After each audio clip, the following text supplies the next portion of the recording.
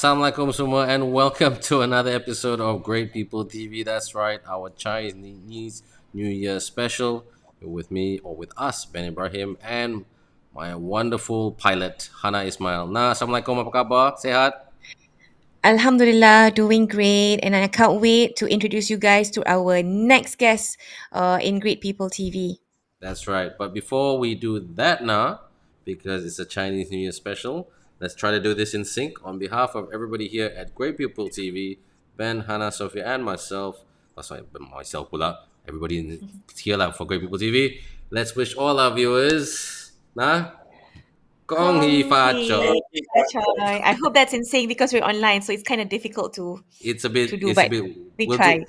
do it at the end once again. So now, if you want to do the honors of telling our viewers to support Great People TV, please. Dekat Bas Melayu. Yes, pada anda yang sedang menyaksikan kami di Great People TV, please don't forget to subscribe us on Great People TV on Facebook, YouTube, and our Instagram. And yeah, don't forget to share it with everyone that you know. Hey, have you guys watched Great People TV? They have a lot of great contents there. Please do watch our shows. So yeah. Yep. So every Wednesday or Thursday, usually it's Wednesday, depending on Hannah's schedule. But so far so good. Every Wednesday evening. Next week we're on Thursday at 6:30 p.m. But more about that a little bit later. So follow us on Great People TV Facebook, YouTube, and also Instagram as well. Tekan follow. Senang. So tonight is a very, very interesting topic. As you can see, the topic above Hannah's head, the slavery trade in Southeast Asia. And then we've got two very interesting guests who we'd like to welcome on Great People TV right now. There we have it, Sylvia Yu and Matthew Friedman. Sylvia, Matthew, how are you both? Very good, thank you. Great. Happy New Year. Happy New Year. Thank you so much. Yes, Kong Si Fa Thank Choi you. in order once again. Just a quick introduction. Matt on my right, Matt Friedman, who is the CEO of the Mekong Club, which is a non-profit organization that aims to mobilize the private sector to take the lead in the fight against modern slavery. Okay, and that's just putting it very simply because Matt has done many, many great things in terms of public speaking, working for the United Nations, various organizations, but he's given up his life to fight the good fight, which is not an easy fight. And then along the way, he has partnered up with another superhero, which is right next to him, Sylvia Yu, an award-winning filmmaker and author. And both of you are very passionate about trying to end the global sex and slavery trade. Just to give our audience a little bit of marketing, or not marketing, there's a bit of awareness right here. The two books, okay? This book right here, The Long Road to Justice, is written by Sylvia, very much written from the point of view that Sylvia interviewed many prostitutes, many historical figures in time during the War of Japan and the World War II, in terms of a lot of these women who were forced into working as sex workers or historical figures. And then, so that was a really interesting read. I'll be honest with you, Sylvia, it made me really cry. And then, where are you? Okay, this is written by Matt, and this book was written more from the point of view of what has been done and what Matt is trying to do. And even though logic thinks that you can push certain policies to push through, certain things, it becomes a bit harder when you're trying to fix one policy and then another policy sort of gets affected, and usually in a more negative way. So we're going to talk about that today. So again, very simply, Sylvia and Matt have really given up their life to really build awareness and try to stop the problem of the sex slavery trade, not just in Southeast Asia, but around the world. And later we'll be talking about modern slavery. So there you have it, everyone. That is the topic today. These are two fantastic, great people who have given up time in their very busy lives to talk to us about this interesting topic. So Hana, since I've given you all a mouthful, do you want to start with certain questions for our episode tonight? Very coffee shop style, as I always say, to get the conversation going about the sex slavery trade in Southeast Asia. Sure. I think let's give this a little bit of context first, because sex trade and human trafficking is part of modern day slavery, in my understanding. But modern day slavery transcends, I believe, some people having jobs nowadays would say that they are modern day slaves due to the wages and disparity in earnings. And especially in Southeast Asia or Asia, the hours we work compared to the compensation we get, let's be honest, really aren't that great. So can you elaborate a little bit how to distinguish the problem we have here in Southeast Asia, especially? Okay, so let's just talk about some of the terminology. Modern slavery is an umbrella term that encompasses when a person is in a situation where they don't get paid and they can't leave the situation. Now, the difference between that and human trafficking is that modern slavery focuses on kind of the end point, the exploitation, whereas human trafficking focuses on the movement of a person from one place to another. And so 30 years ago, when we were seeing situations where women and girls were being forced into brothels, most of the time we saw a person go from one country to another. So that movement, trafficking, was considered to be relevant. Over time, people said, well, wait a minute. No, we don't really care about whether the movement is there, whether you go from one country to another or from one district to another, one side of the street to another. The outcome is the same, a slavery type circumstance. And I'll say one more thing, and that is that if you are in a job and you're not getting paid what you want to be paid, but you can walk out that door, then it's not modern slavery. It's when you're stuck in that situation because of debts or threats that it becomes a problem. So basically, it's a loss of freedom. And in another characteristic of slavery is when your passport is withheld and you can't escape the situation. Wow, wow, wow. Now, but tell us both, just as a bit of a more of an introduction to what we gave at the start, at the top of the show. Like Sylvia, if you look at your CV, which I did look on LinkedIn, and that's how we met. I mean, your CV is super impressive. You work for many international broadcast organizations. You've written books and this, that, and the other. Matt, enough said. You work for the UN. Like you do a lot of public engagements. You're both extremely talented. You got Matt, you're a master's degree holder. I think your undergraduate degree was in psychology and biology. I mean, you're both very talented people, and I'll start with you, Sylvia, first, and then move to Matt. But why? I mean, what? Because this issue of slavery, not just sex slavery, it's tough. It's not something that requires. I mean, it needs about 50 magic wands over a long period of time. So, how did you get into it, and why do you stick with it to fight the good fight so others may live a better life and get out of that sticky situation that Matt spoke about? Sylvia. Yeah, so no, great question. So when I was a teenager, when I was 16 years old, my mother told me about Japanese wartime slavery. And that is a wartime sex slavery system that the Japanese government and military imposed before and during World War II. And she told me about one particular victim, Kim Hak-soon, who had come forward in the international media. And this was 1991. And I was very shocked because I was in the 11th grade and I had studied World War I, World War II, and there was no mention of Asian women who were sexually enslaved. And so it shocked me into silence, and I never forgot it.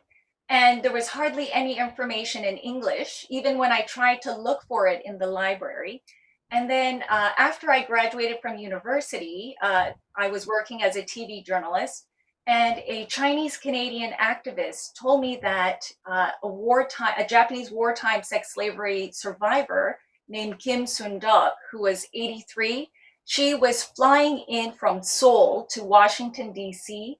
to call on the Japanese government in a U.S. Bill to apologize sincerely to the victims of this Japanese wartime sex slavery.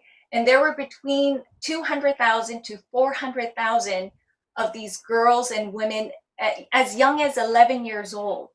And so this was the entry point for me of hearing that, wow, that there was this egregious human rights violation of girls who were as young as me when I first heard about it at 16. And that never, it never left me.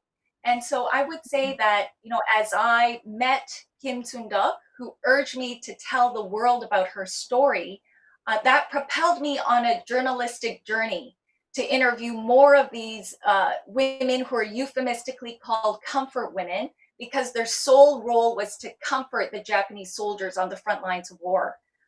So after I did that, my eyes opened to the modern day sex slaves, that this was a cycle that was repeating itself. So after I met these traumatized women, elderly women and modern day sex slaves, it just compelled me, you know what, I can't stay silent. I can't just live a white picket fence life. And and I just slowly, I guess, dedicated my life to try to use my skills as a professional, whether it's journalism or philanthropy advising of family offices. I just wanted to, just do my best to use my time, talents, my resources to be a voice and to help these women in sex slavery. Nice, nice, nice Right. story, Matt. Okay. Mine's similar. I was living and working in Nepal 30 years ago. I was a public health officer, and my job was to translate resources into healthier people. I had the HIV/AIDS portfolio, and we were finding girls 12, 13 years old who were HIV positive. Couldn't understand what was going on. So we went to go and interview them and heard pretty much the same story over and over again. It went something like this. Human trafficker would go into a village, flash a bunch of money around, say he's looking for a wife. Don't want an urban wife, want a village wife. Find a girl, befriend her, and then actually marry her. After that, he would go to the family and say, I'm going to take your daughter to Kathmandu, the capital of Nepal. But instead, he'd take her to Mumbai, India, to the red light district. He'd put her in a room. He'd go off to get the $500 for having sold her to the brothel. He has the gold from the wedding, and he hands the wedding pictures over. He then leaves to go back to Nepal to do this again and again, maybe 30, 40, 50 times in a year. The madam then goes into the room where the girl is and basically says, your husband sold you to me, and you're going to be with 20 guys a day every day because I say so. You can imagine her shock.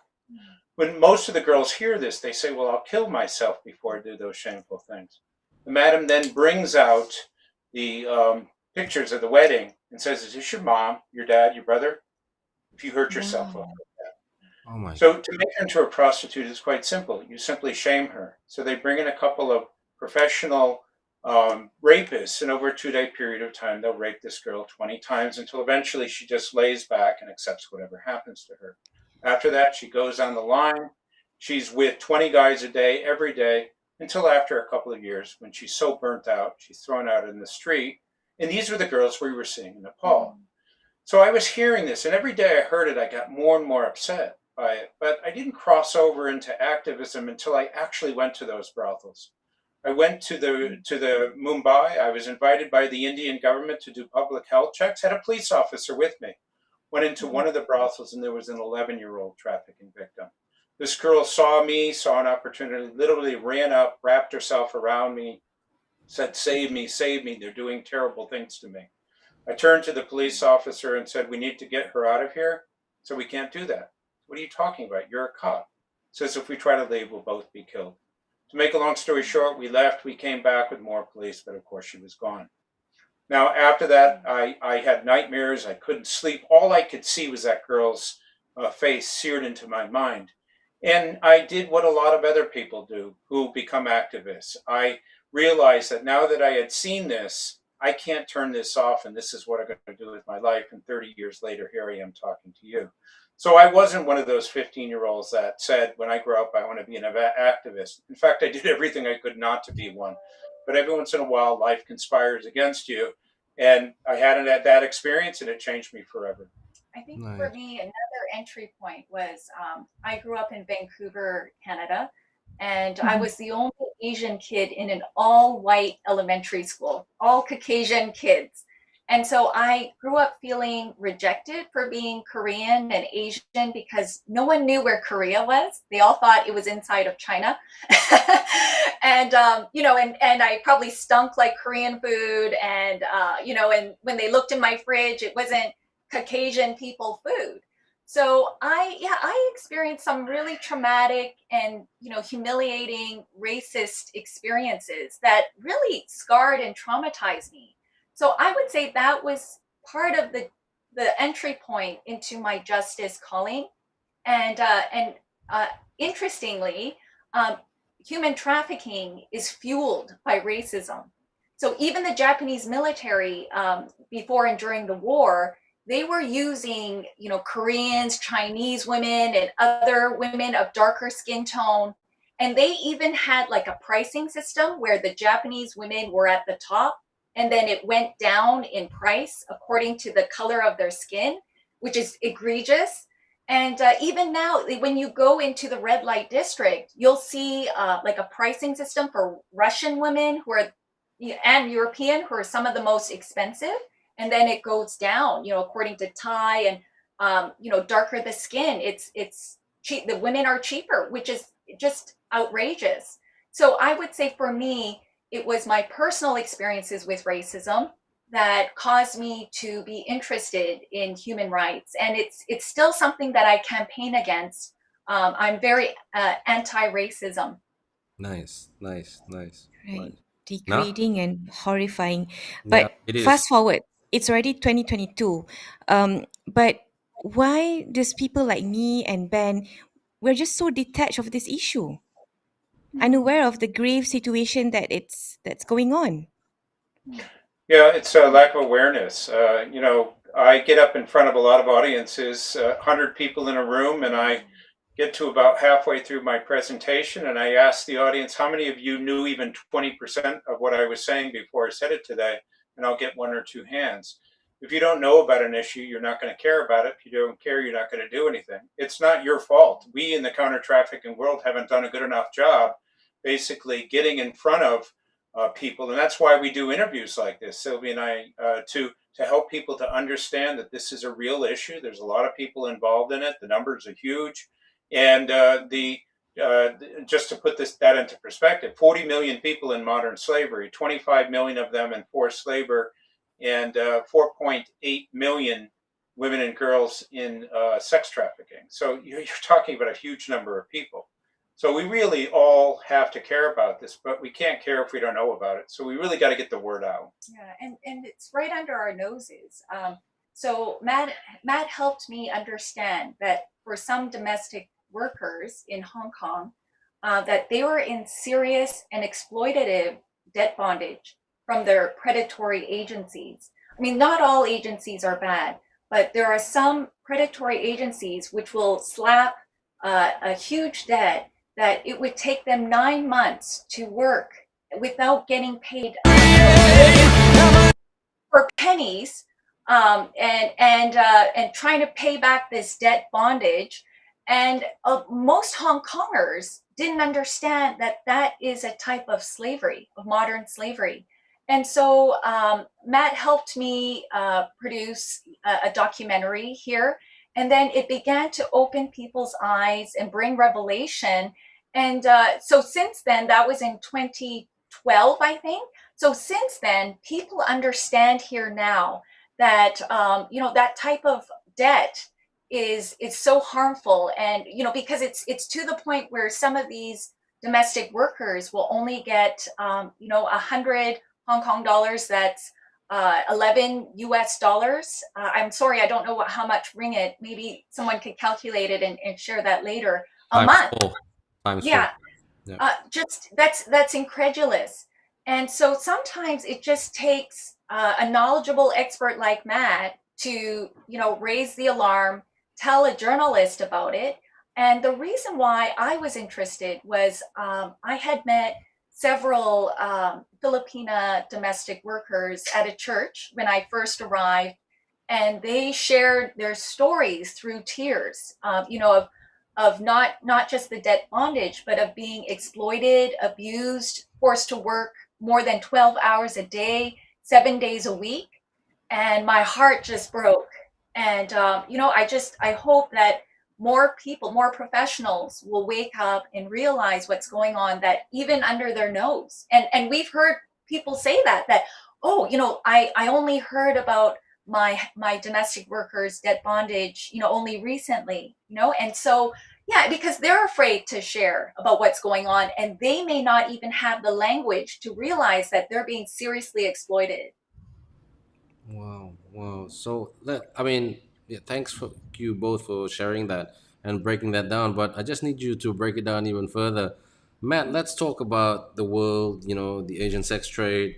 You yourself said the counter traffic world is not doing enough. That's I quote. But it's a massive problem to all ecosystems and industries: commerce, health, families, morals and values, code of conduct, policy, regulators, all of the above. Could you just simply break it down for us, Matt? I don't want to say the blame game or whatever, but who takes full accountability for this? Is it the governments? Is it the politicians? Is it the police for lack of enforcement or too much enforcement? And the list goes on and on and on. Because I'm sure I think you said this in your book as well, that there's not one thing that you can point your finger on and say, okay, that's the problem. That's gonna If you touch that, you resolve that. That's gonna resolve the whole thing. So can you break it down for us in terms of the five W's and a H? Yeah, I mean, the beginning point of an answer to this is just to put it into perspective. Profits generated from modern slavery, $150 billion. The amount of money available globally to fight it is 350 million, which is 0.23% of the profits. So the profits are huge. The amount of money available is tiny. The other thing is, out of the 40 million people last year, the world helped 108,000, which is 0.2%. So actually, when you're talking about impact, we're having no impact at all. And that's with all the government, United Nations, and NGOs combined. And it's partly because what we're dealing with here is a clandestine, secret activity. The criminals don't want you to know that these things are happening. And so being able to find it is part of the problem. When it comes to law enforcement, law enforcement has had kind of a symbiotic relationship with the sex industry for hundreds of years. There's a tremendous amount of money. There's money that can be given under the table. There's a lot of corruption and so forth. Politicians are distracted with many other activities. When it comes to reelection, when it comes to, keeping the economy going, when you look at where human trafficking, modern slavery falls on the list, maybe the list has 30 items on it, it's 29. When it comes to the general public not seeing that they are part of the problem. When it comes to forced labor, we buy things. And, it could be fish or vegetables or electronics or various other things. And by us buying those things, we're contributing to modern slavery because a percentage of those things come from that. And lastly, I'll just say when it comes to kind of sex trafficking, a 15-year-old girl being commercially raped 7,000 times only to get HIV/AIDS. What we're dealing with here is something that is so morally repugnant that we really need to, as human beings, say enough is enough. And as I said, there's 4.8 million women and girls in that situation. And that's why we want to do more movies. Matt and I are both working on our respective Hollywood movies. Nice. Not everyone can meet survivors like we have, and that meeting them literally changed the course of our lives. I mean, I would never have imagined that I would dedicate myself to helping the voiceless. No, not anywhere. I never imagined. But after meeting these victims whose lives were destroyed, wow, we hope we can raise awareness so that we can shake the apathy off of people. Because as Matt said, people may know or suspect that, okay, maybe their phones were made by, someone who was exploited, or their genes, but they may not care, and they may want to buy something for really cheap. And awareness is so key, because if people don't know anything about an issue, they're not going to step up and take action. Right. Matt, Sylvia, is there like a possibility that this issue will rise in, post-COVID? Or is it because due to, the borders, they are heightened, the security at the border area, that maybe that, this issue will slow down? Or what do you guys think about it? Yeah, I mean, as I said, the estimated number of people was 40 million. In the next 2 years, we expect it to go up to 60 million.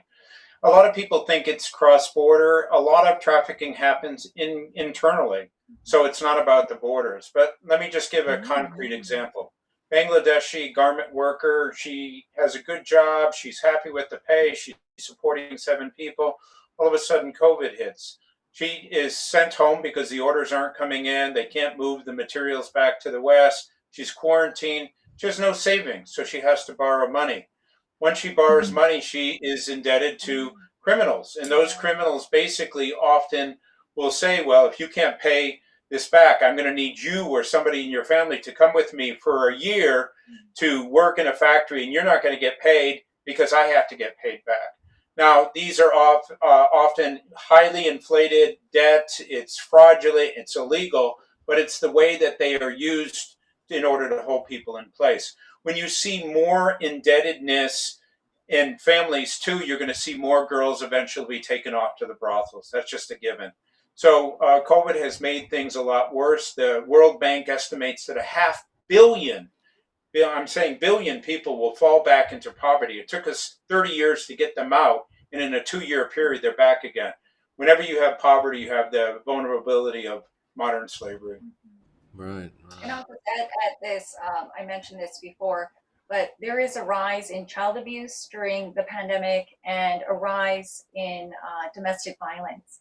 And sex trafficking is what many experts call domestic violence on crack cocaine. Right. And there's one question that another, just as a follow-up question, Matt, thank you so much for breaking it down for us, the stats, and to give us a real overview of what this topic is all about.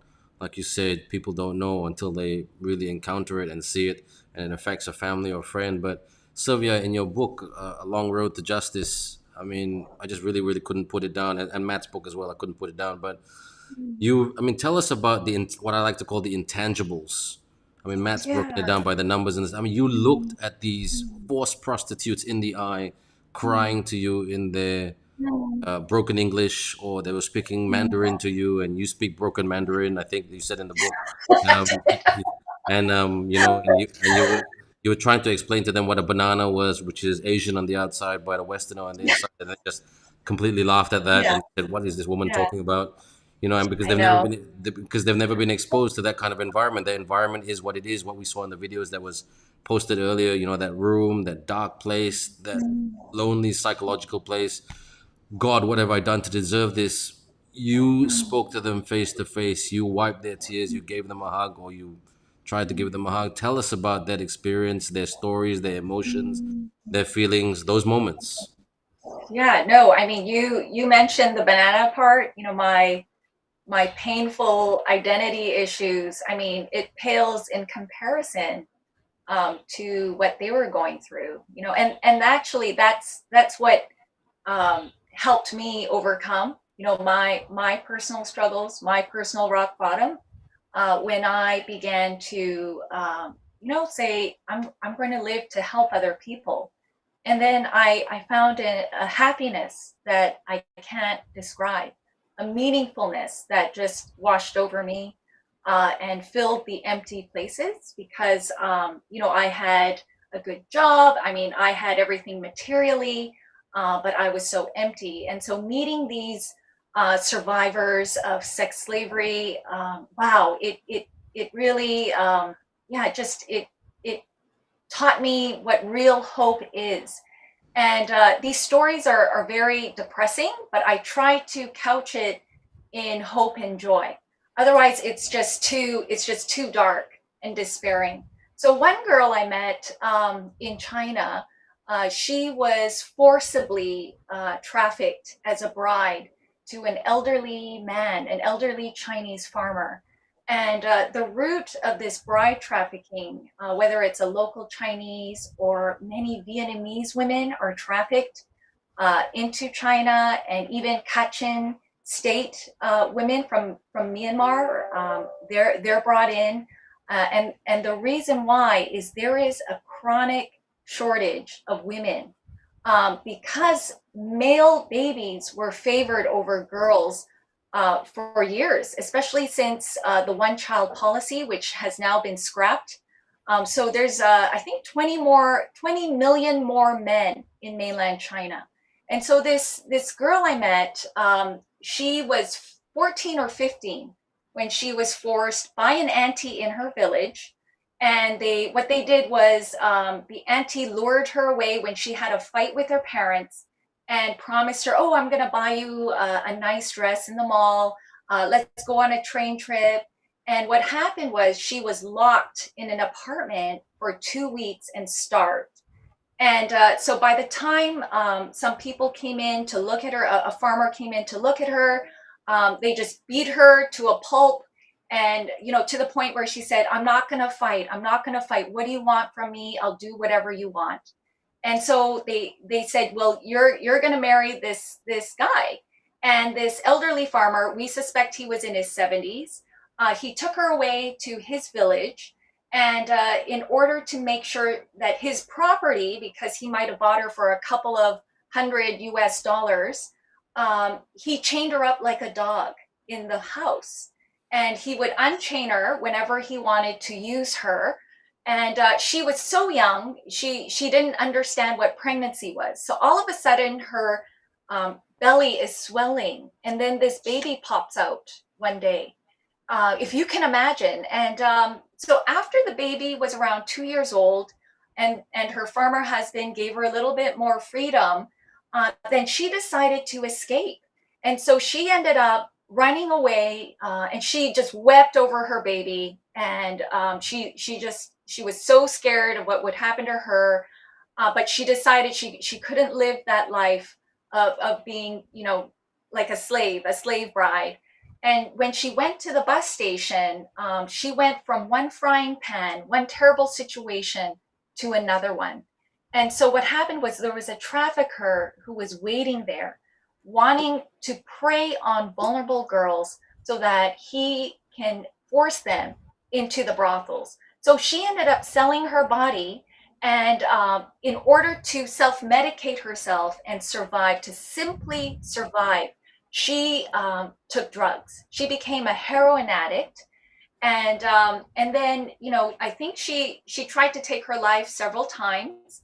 And then these frontline workers, these missionaries, came to her brothel to teach the girls about safe sex, because they didn't want these girls to contract HIV and AIDS, because many of them do. And Matt has met young women who have died. I think all of the women that Matt has interviewed for his books have passed away from HIV AIDS.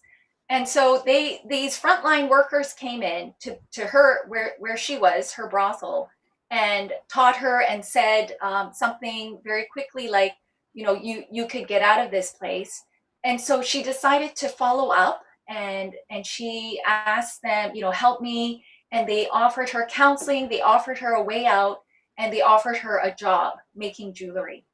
And so by the time I met her, she had a smile on her face was brighter, she was healed mostly from her trauma, because many of these sex trafficking victims have this intense trauma that is really difficult to heal from unless you have someone who's so specialized in counseling in that area.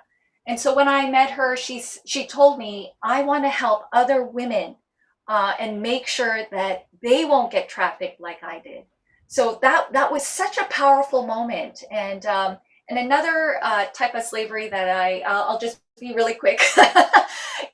Another type of slavery were the Indonesian child maids. And these are girl children who had their passports forged, their ages on their passports forged. And then they were sent off intentionally by predatory agencies into Hong Kong, into Singapore, and they're children, so they don't know, they don't have the maturity to handle this adult world. And so some of the survivors of child domestic work have told me that they felt traumatized by the experience.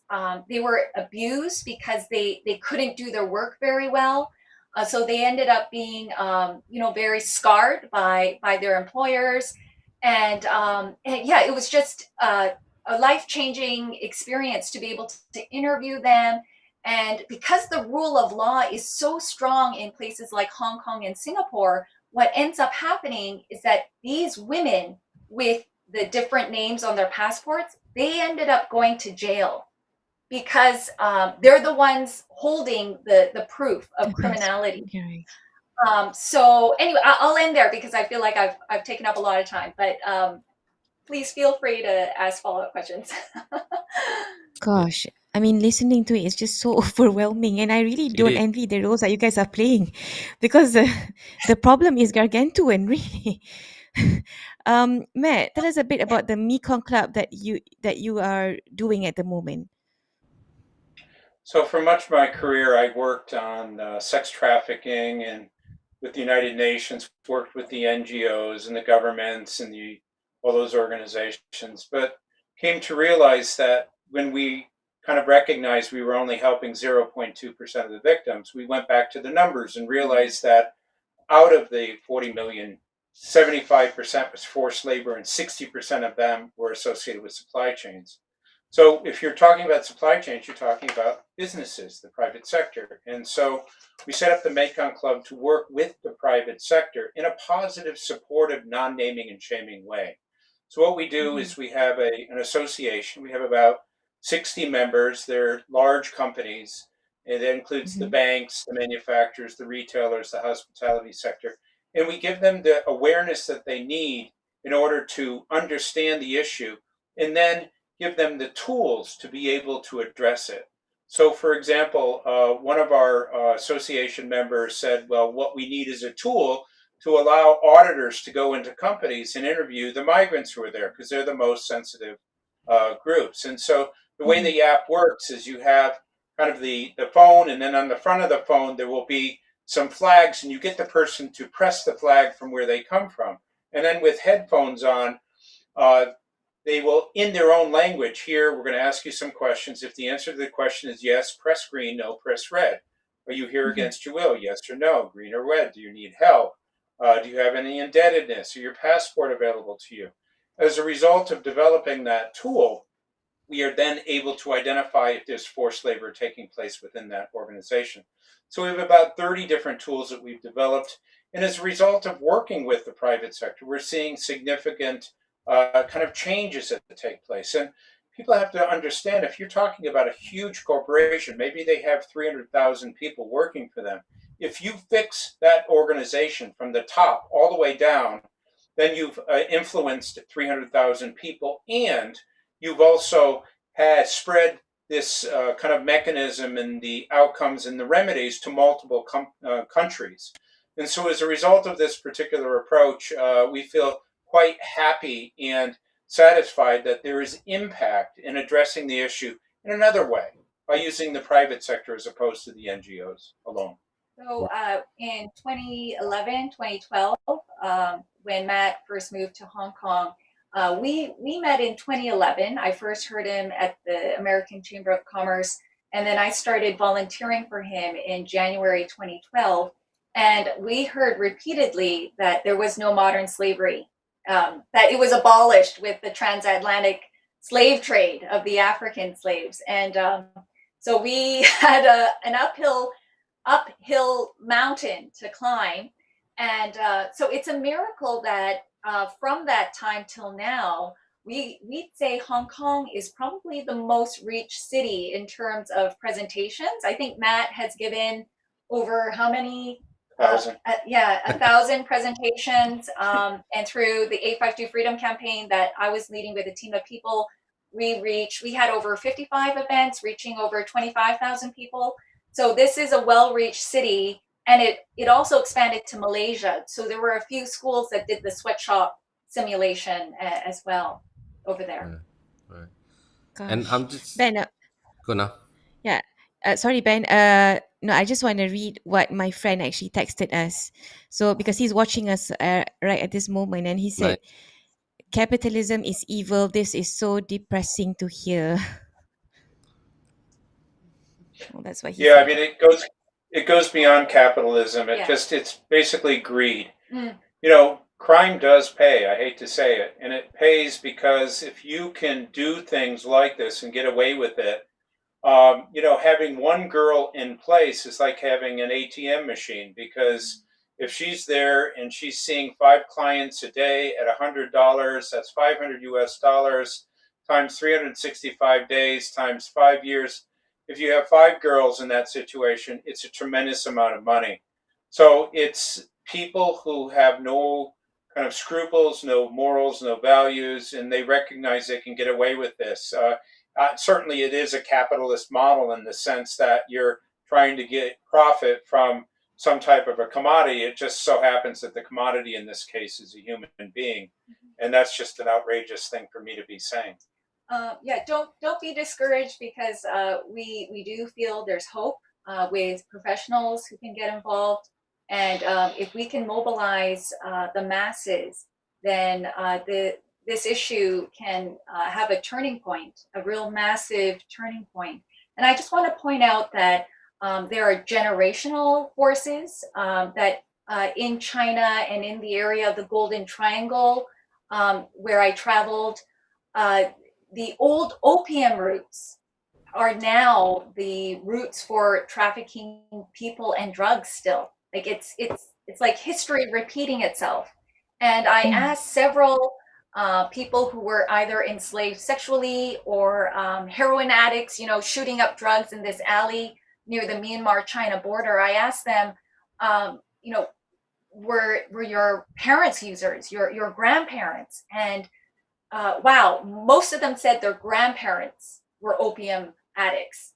So it's like this generational cycle. I guess that's similar to the cycle of poverty, right? So it's a mixed bag, but I agree with Matt. Mammon, or the love of money, is at the heart of this. So in Hong Kong, a lot of the trafficking is done by the triads, or the organized crime. But in other countries that I've seen, it's like mom and pop businesses that want to make an extra buck. It's really quite frightening. And along the border of Myanmar, I've been told by frontline workers that you can go into some cafes and look for a man in a crisp white suit and ask him, "Can I buy a human being?" And you can buy one for about $200 to $300 US. I kid you not. It's so creepy. Yikes. Well, Ben, sorry, I need to ask another question go because ahead. this is just so pressing. Okay, actually, how can we present a case to the public to get more awareness? How to make the public actionable and mobilize our society to combat this problem? I mean, what can we as regular people do to help realistically? Well, let me start with the Where Were You story, the story that gave the book its title. So 30 years ago, I desperately wanted to do something to help address the issue of modern slavery. So I decided I was going to write another book. As part of that process, I went from shelter to interview the girls. Went to one of the shelters. There was a girl named Gita. And every time I approached her, she said, no, I don't want to give my story. But she sat and listened to all the other interviews. When I finished up there and I was leaving, Gita comes running and says, "I changed my mind. You can have my story." So she sat on one side of the table. The rest of us, there were four of us, sat on the other side of the table. In over a 3-hour period, she told the worst story I'd ever heard of rape and torture and disease and murder and betrayal, everything times 10. I honestly didn't know what to say. So finally, I turned to her and I said, "Wow, Gita, you must be so angry at those traffickers for the horrific things they did to you." She paused and paused. Then she said, "No, I'm angry at you and you and you." She pointed at us. She said, "Where were you?" Said that every single day she prayed for somebody to come and help. Nobody came. She said she went to school till she was 12. She knew that everything around her was right out in the open, illegal. She said she wasn't angry at the traffickers. She said they're just bad people being bad people. She said she was angry at the good people, at society, for not caring enough to allow a 15-year-old girl to be commercially raped 7,000 times only to eventually die of AIDS, times 4.8 million people. So I tell this story because Gita pretty much realized that for this to go away, the 20,000 people like us are never going to be enough to get beyond a 0.5%. And so everybody has to step up and do something. So what is it you can do? Well, one thing you can do is learn about the issue. Watching this webinar constitutes learning about it. So you've done one thing. If you go and tell 2 other people what you heard, that's 2 other things that you've done. You can basically volunteer. I've had volunteers work for me for years. My youngest one was 9 years old. She saw me in a documentary. She contacted me and said, "Mr. Friedman, I want to help." I said, "You're 9 years old." She said, "So what?" I said, "You're 9 years old." She said, "9-year-olds are the new 16-year-olds. Give me a chance." I said, "What can you do?" She said, "I can find anything on the internet." And so I gave her that responsibility, and she was absolutely amazing, better than my second year law Yale students. And it's because she used her inherent gift. You know, we all have gifts. Some it's dance, it's poetry, it's public speaking, it's selling T-shirts. It doesn't matter. Apply that to addressing modern slavery, and you'll make a difference. And lastly, funding. The during COVID, the funding has been diverted to all kinds of things not related to Right. human trafficking. There's going to be a Right. significant reduction in NGOs related to modern slavery at a time when the Right. numbers are going up.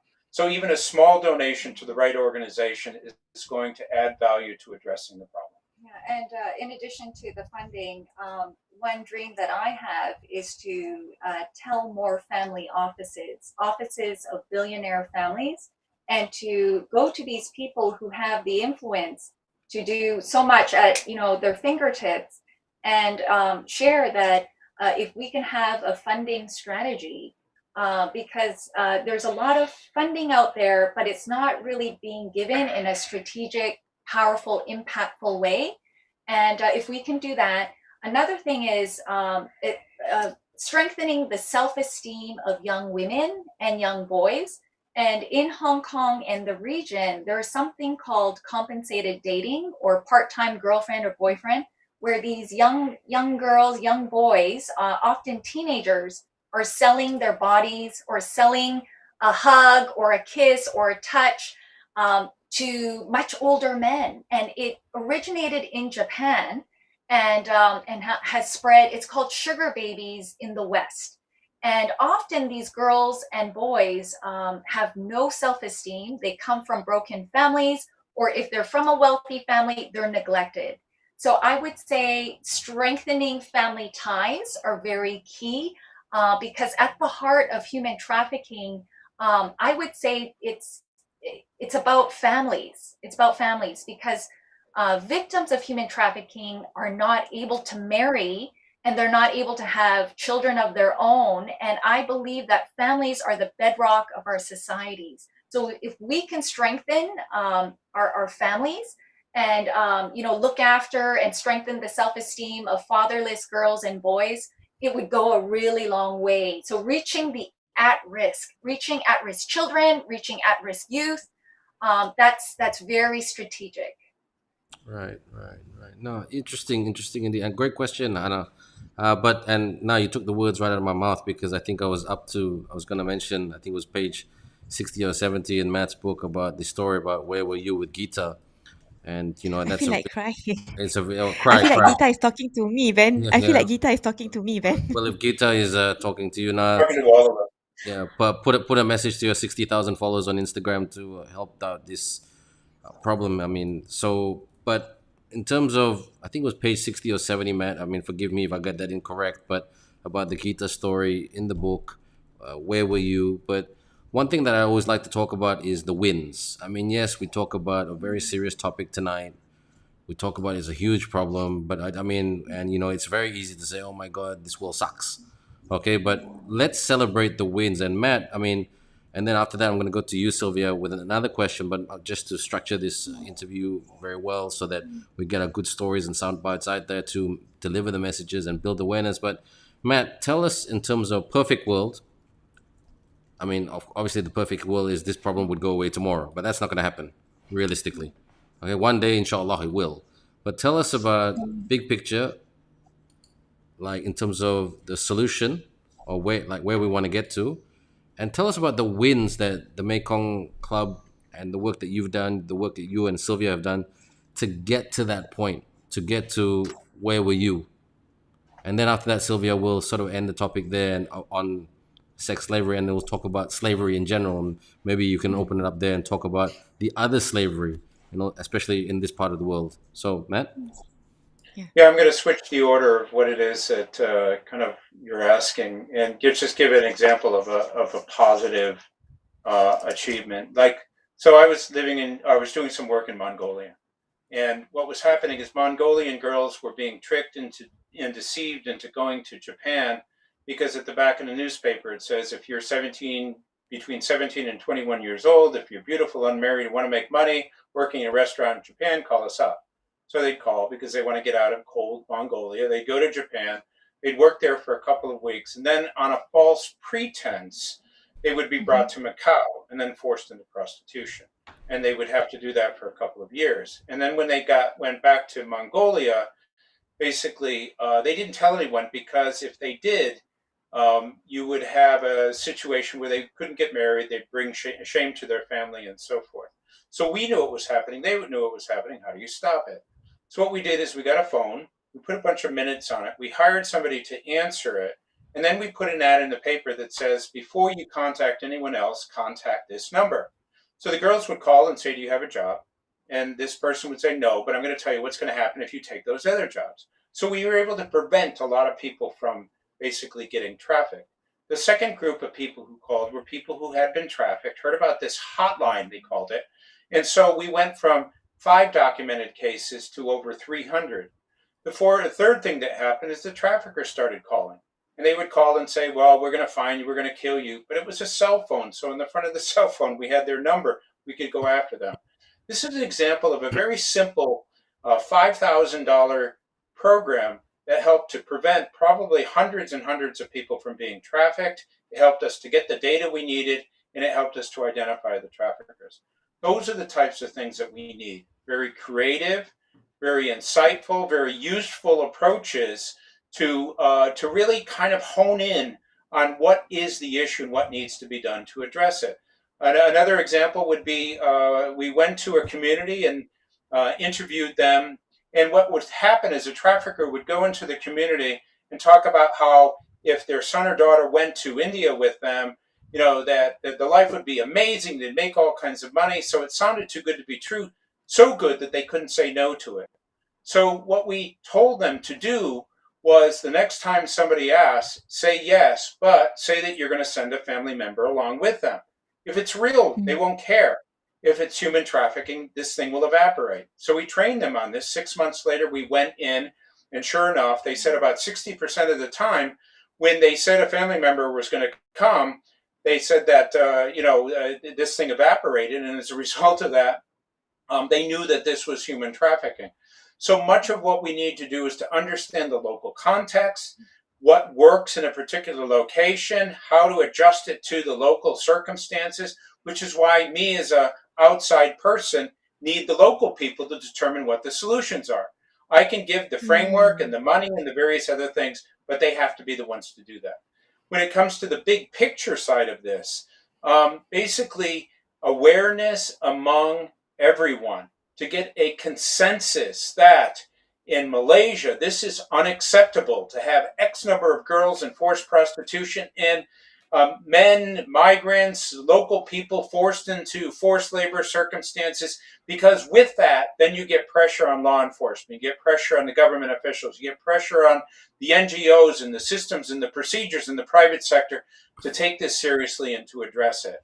And so Malaysia is a small enough country in terms of the population that you guys could say, well, we're going to draw a line in the sand and say enough is enough, and we're going to make this happen. There's enough money within the governments and the NGOs and the United Nations and the private sector to be able to do that. Be the country that basically draws the line and makes this happen. Absolutely. Right. Agree wholeheartedly. Okay. And Sylvia, thanks, Matt, for sharing that. Very, very well explained, very simple to follow. Sylvia, what about, in terms of, because you touched on it towards the end of your book as well, in terms of, here in Malaysia, Indonesia, Singapore, and the Philippines, we all share this, all Southeast Asian countries share a connection about a helper or a maid, and there's issues around it. And then one topic that comes out of that is always the abuse of maids. We read about, Hana and I read about it online, on the paper all the time. So can you maybe define in a very simplistic fashion, manner, that other forms of slavery, especially in our part of the world, Asia? Yeah. We don't employ a maid, and we won't judge anyone who needs it, or needs one, a domestic worker. But we, in this part of the world, in this city, it's cheaper to hire a maid than buy an iPhone. And to me, that's just so heartbreaking. And you can't really monitor how a person is being treated in a private home. So, that's part of it. And in this city, the apartments are quite small. We live in a small place as well. And so some of the domestic workers are sleeping in the bathroom, on the floors, or in the kitchen. So yeah, I just wanted to point that out before I move on to a different type of slavery. And so we can do public campaigns, raise awareness, and appeal to people to treat their domestic workers like their own family members. And we can do that through the mosques and other places of community gatherings. I think that can be so effective. But another type of forced labor that I covered was the slave groom phenomenon and the slave husband. And what that is, I know that some people might joke and say, "Oh, I'm a slave husband," but what that is, it's a serious thing. And why it wasn't exposed earlier is because the South Asian men who were exploited and enslaved under the guise of marriage, and they were often brought in. And just like this slave groom victim on the screen, whom I interviewed, he was from a poor village, and he was so happy that he was going to marry a Hong Kong-born Pakistani woman in this city, that he would get to move. He was promised that he would be able to send his impoverished parents money for their sheer survival. Otherwise he wouldn't leave his parents. He would find another job and make sure that they're well taken care of in his own home. So this man, we called him Ashraf. He moved. He wed his bride in Pakistan, and they had another wedding here. And what happened was her brother and father then began to abuse him, beat him.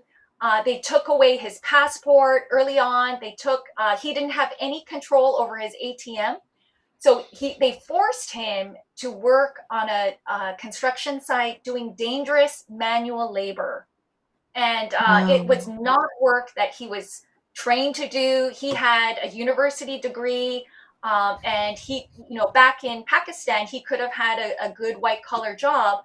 But his brother-in-law forced him to do this kind of work because it made good money. And it was the type of job where they can get away with taking his salary. Oh my. And so he felt so degraded, and his wife and brother-in-law did not even give him enough money for food.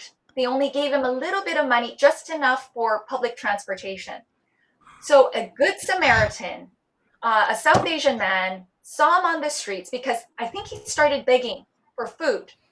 And a good man offered to buy him food, and asked him, what is wrong? What's going on? And then he opened up finally after many months of being exploited, abused, enslaved. And then he admitted, he broke down and he admitted that his wife and brother-in-law were torturing him, were abusing him. And that is big, because for South Asian men, from what I've been told by Ashraf and others who were helping him, it's a big shame to admit that your wife is exploiting you, and then she was beating him with a shoe, which is just unspeakable. So I wrote his story, I exposed it, and I interviewed several other men because I felt that there was so much attention to girls and women. And I thought, you know what, we need to shine a spotlight on these South Asian men. And then I began to branch out and interview other South Asian men who were seriously abused and under heavy debt bondage. And I began to appeal to some businessmen in certain South Asian countries. And I was trying to ask them, is there any way you can employ more of these men so they don't have to migrate to other countries and pay an agent who is the third party that would promise to get them a job, with a fee, and that makes them vulnerable. So yeah, no, my heart broke. I was surprised at the impact on these men. I mean, it destroyed them because it is a male dominated society, and the shame was debilitating, and that's why many of them don't speak out until it's very serious, until their health is being affected, like Ashraf's case, where he was just so emaciated at the time when he came forward with his story. So those are some of the forced labor cases that I've interviewed. And even here, there are people who smuggle themselves into Hong Kong. They lie on the bottom of a boat and get smuggled in. They pay huge sums of money, 5,000 US to Yes. get here. All for what? All to work under the table in an exploitative job situation. So anyway, there are frontline workers who are helping them. That is the good news. There are good people who are stepping up, giving these people hope. And so Ashraf is now remarried, and he is doing well from what I've heard. Nice, nice, nice. Oh. And Hana, you want to get your breath back, or I'm just gonna ask some questions from the comments field, or you okay? Gosh. Yeah, sure.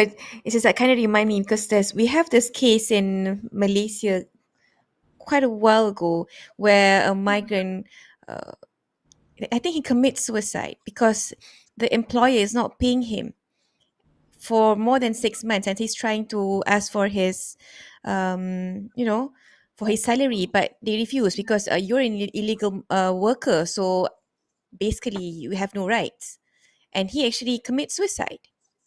Well, So yeah, yeah. yeah. It's a massive problem.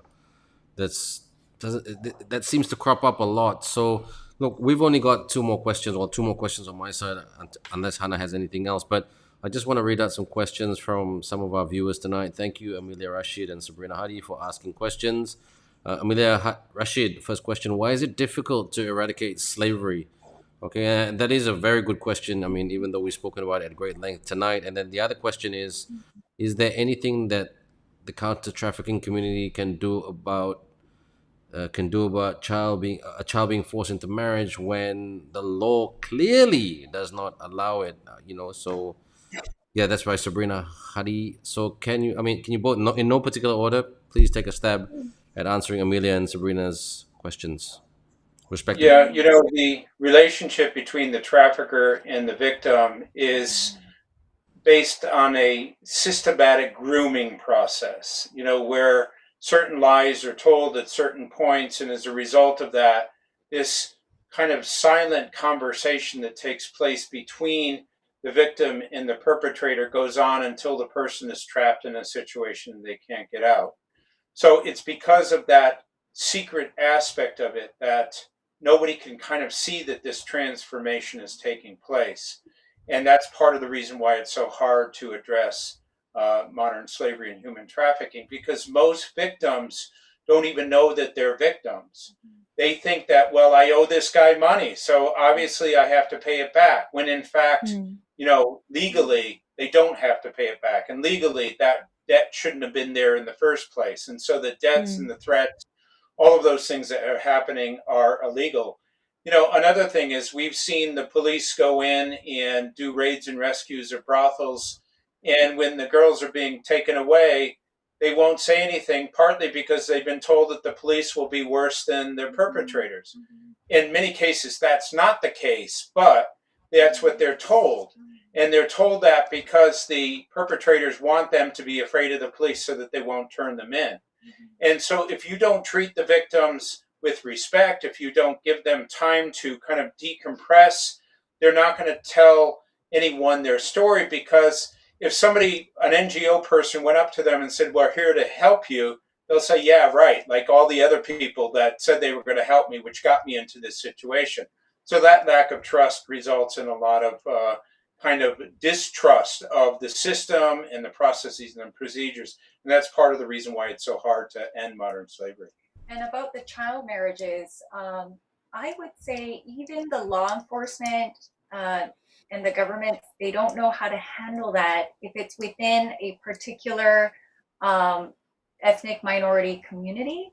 I know that Australia has tried to pass new laws about this, and that there are certain ethnic minority communities in Australia, in Canada, in the U.S. That still abide by the child marriage, from their countries of origin. And so I think we're going to see more being done on behalf of these girls, because these were closed communities, and there weren't many of those ethnic minorities who were government social workers and police. I think there was a barrier there, but I see hope and good news that more light is being shed on the issue of child marriage in many countries. So I would say just keep watching that area, or if there's a particular country you're interested in, let us know. Feel free to stay in touch. And secondly, about why is modern slavery still happening? I believe that we want to see a professional-led movement of people who have the power to make a difference, power of choices, power to donate, power to use their time. And even the UN is shifting towards mobilizing corporations. So I think this is like one of the last untouched frontiers. And that's what Matt and I, dream more of doing, with the Be the Hero, Be the Change campaign, mobilizing everybody to do one thing, even an act of kindness. Because there's a saying that goes, millions of acts, or small acts multiplied by millions of people can change our world. So it's these little things that we can do, because it's such an overwhelming issue. But I believe that's why the Hollywood movie channels are key, because we can get our messages out, in a way that's entertaining and can penetrate the pop culture, and to raise the level of these stories to a global arena. So yeah, that's our heart. That's what we'd love to see more professionals, more awareness, because then more people will care enough to do something about it. Yeah, yeah, that's right. And Interpol, FBI agent with a dramatized Dick Wolf movie or TV series, it always, I mean, you sometimes more often than not, like you said, Sylvia, sends across the strong message. And in this day and age where streaming rather than going to purchasing tickets to buy a movie, I think the messaging Yeah. would be faster as well. Agree. So Yeah. now I've only got two more questions. Anything that you want to ask further before I sort of Yeah. ask my Right. two? Because you mentioned, yeah, just now that streaming gets more viewers, and gets more awareness. How can we get look into this film of yours that you guys are planning to do? It's not finished yet. Yeah, I mean, the power of films. If you look at a movie like Blood Diamonds, which basically looked at the diamond trade in Africa and the impact of it, it had a significant increase, more than most things that the United Nations or governments or the NGOs could raise awareness with. And so, using drama as a means of kind of helping people to see the situation. And I don't mean kind of like the movie Taken, where you have the father that's going to go against all the bad guys and kill everybody and save the day. I'm talking about a real depiction of what it's like, the Mm. good, the bad, the ugly, and the complicatedness of it, to help people to say, now I see what you're talking about. Now I know what you mean. Now I see what Mm. my role is. And so that's the reason why we think films are so important. So my movie, which is based on my book, A Long Road to Justice, that's being developed right now with the help of a Korean executive who's very influential in Korea in the entertainment industry. And so we have the script done, and we're approaching different key talent for this. And so it's my heart that it would get on Netflix, or somewhere, and then there would be a global campaign to go along with it. So yeah, and another thing that people can do, for people who have faith, pray for the victims, pray for God to move people to do something, to care. That is probably one of the most important things that we can do as people of faith. Inshallah. Yeah, inshallah. Absolutely. Yeah, and is that just to wrap it up tonight? It's been great. I mean, we can talk about this for the next 4 or 5 hours. I think there's so many things, there's so many topics, subtopics that we can discuss. But Matt, you mentioned that 11-year-old girl that came up to you and wanted to help, and like you said, she was better than any Ivy League student that you've ever worked with. So for those future 9-year-old, or Ben. 9-year-old, sorry. So for those future 9-year-old 9-year-old. or 11-year-olds, doesn't matter on age. We don't discriminate on age really. If you're intelligent, you're intelligent. But those Yep. young, intelligent people, where can they find the both of you through social media, through websites, through just connection, really? Yeah, actually, we do a lot of talks at schools. The Be the Hero talk, where we basically walk students through the concept of, what are the issues that we're facing. The fact that a lot of us want to do things but don't know how to, and then we tell them this is how you do it. And then we give them general sense that even small compassionate acts add up. We do that with the students, the universities, the corporations.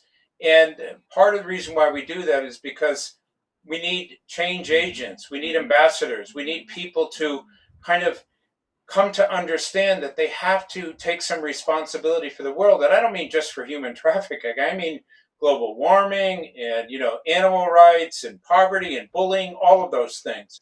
So while we focus mostly on human trafficking because that's our cause, and the thing about causes is we don't pick them, they pick us. There's something about this topic that draws itself to Sylvia and myself. Maybe your topic is something else, but in Malaysia, we've done talks at schools there. We've given talks to corporations, helping them to understand that if you ever have that inkling, that sense of a lack of purpose, that desire to do something, you just need a little bit of a nudge, let us know and we'll do a talk for you to get you over the line, because that's what's going to be the difference between the issues and problems that need healing and the healing process actually happening. Yeah, so you can contact us on our Facebook page or our Instagram. We are happy to give talks on Be the Hero campaign or on modern slavery. And I've given a lot of talks on Japanese wartime sex slavery, especially to high schools and universities. And I show a film about a Japanese reconciliation team that apologized to survivors of wartime sex slavery in mainland China and their families, their adopted children, because the woman's reproductive area was destroyed by the repeated rapes. So this was such a powerful spiritual moment where these Japanese, their apology cut through years of hatred and bitterness, and the faces of the survivors were transformed. And wow, the power of forgiveness, the power of the humility of this Japanese team. And of course, they acknowledge that their sincere apology can never replace a powerful healing apology from the government of Japan. But we just love working with young people as well as, professionals. But young people have the power and the energy and the time to change the world. So maybe that's where another area where, everyone can focus on mobilizing the next generation. And, they're our hope. And they're going to be our political leaders and those, in charge of our finance in a generation or in a decade or so. So yeah, we need to reach out to them. Okay, yes, you do. And powerful stuff, very, very powerful stuff. Blown away. Hana's emotional right now. Now I feel you. When I read the books, I was there with you. We're there with everybody right now, with all our viewers. To all our viewers of Great People to Me, terima kasih for tuning in and asking some great questions as well. But both of you referenced a lot in both your books. I have a dream. And I think Hana and I mean, even though there's an age gap between Hana and I am older, of course, but I think we grew up with the global statement that I have a dream by Martin Luther King, that a person would be judged by the content of their character rather than the color of their skin. But could you please finish this sentence, because you both are proving two minds are better than one. We have a dream. So I'm not. I'll go ladies first. Sylvia, we have a dream, and then Matt, we have a dream. Wow, yeah, I have so many dreams, and one of them is the movie that's been a dream on my heart for 20 years actually, Wow. and yeah, even the script, so everything. It's so if you have a will, there's a way, and I have a dream that more professionals will get involved to help the voiceless, and especially professional women, it with because I just feel like the time has come for women to rise, and for good men such as Ben to support these women. I just feel like I just see a horizon, on the horizon, a powerful movement of women in Asia rising up, because we've been oppressed and suppressed for centuries. I mean, 100 years ago, I wouldn't have been considered a human being until I married, and then would only have had a name, by taking my husband's name. I wouldn't have been able to get an education. If I were Chinese, my feet would have been bound and crippled and mangled. So, as professional people, men and women, and because I think of my ancestors, the female ancestors, I feel so privileged to be living at this time, and to say enough is enough. And together, with men, with our brothers, our fathers, our sons, I pray, I hope more women will arise. And another dream that's on my heart is I want to go to the Middle East. I want to do more over there, because that's not an area that the anti-slavery movement has really penetrated yet.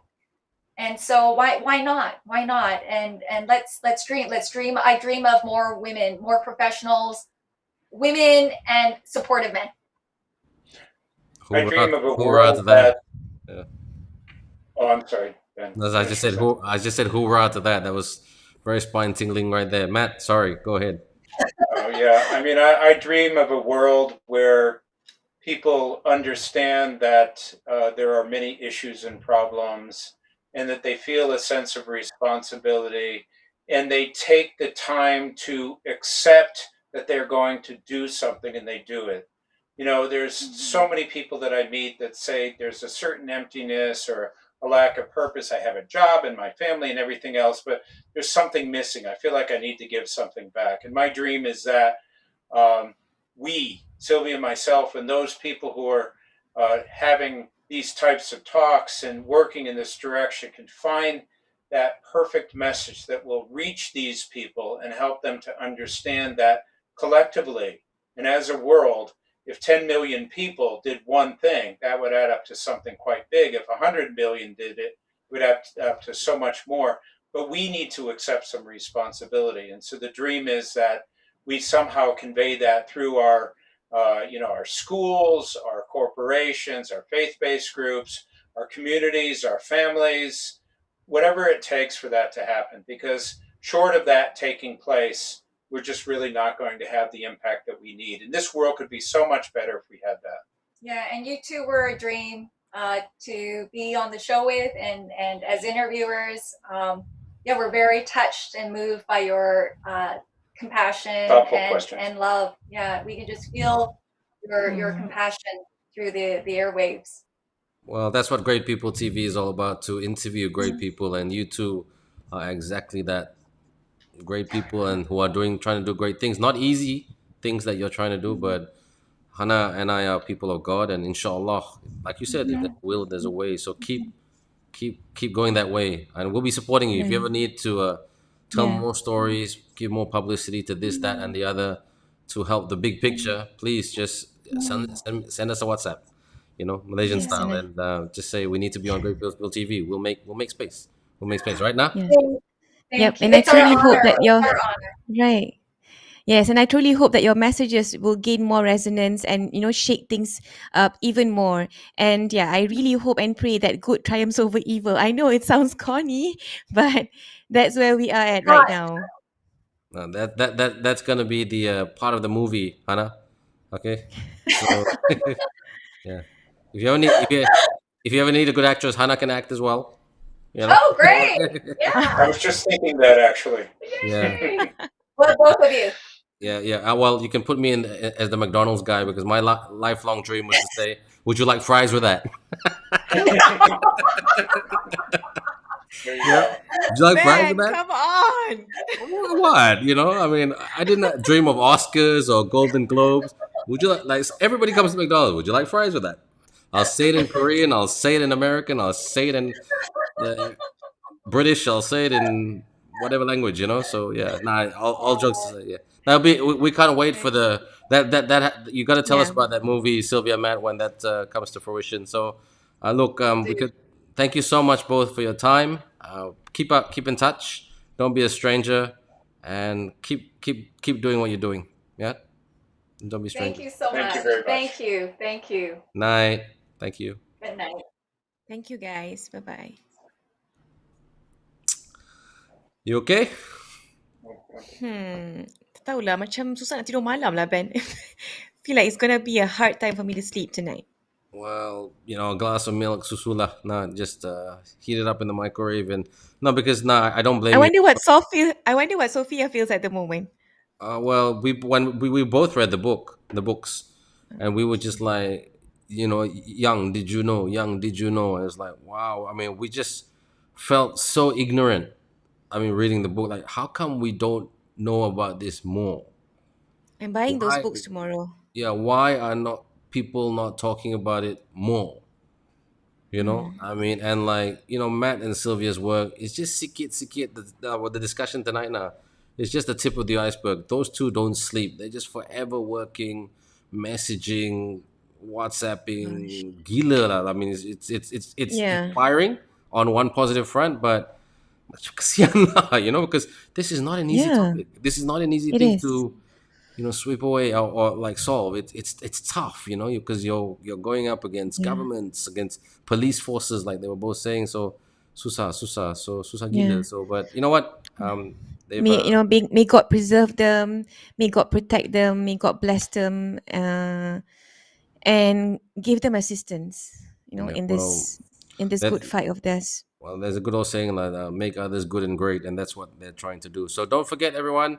On a ending note, please join us next week as we speak to Dato Muhammad Zaid Ibrahim. That's right, the former minister once upon a time. He's going to talk about not just the next general election in Malaysia, which could be anytime this year or next year, but he's going to talk about the future of Malaysian politics, because at the moment we are all a little bit confused because there's so many parties out there. So that's going to be a very interesting discussion with Dato Zaid Ibrahim, straight shooter, terus terang, on point. So Hana and I will be speaking in BI and BM. So, and I just want to tell. I would love to hear Datuk Zaid kecek in Kelantan. Oh, Kecik Kecek Kelate. Oh, Kelantan. yeah. Well, how's your Kelate? Yeah.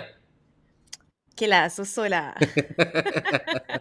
But I just want to wish. Okay, now let's try it again with the Kong Hee Fat Okay. On a count of three, we'd like to wish In all sync? our viewers in sync. Okay. Yeah, 1, 2, 3. Yeah, Alright, we'd like to I'll wish try, all yeah. our viewers a very happy and prosperous Kongsi, Fachai. Fachai. Okay, we failed that one, but I just want to say have a great 2022, because over the last 3 Great People TV episodes, I've been saying 2020. Minta maaf, toy puchil, la siento. Still stuck in the past, really, but moving forward. Right. All right. Well, thanks for being such a great partner in crime. As always, you stay safe, and I'll catch you You next too, week. Ben. All right. Take care, everybody. Assalamualaikum, and thanks for watching Bye. Great People TV.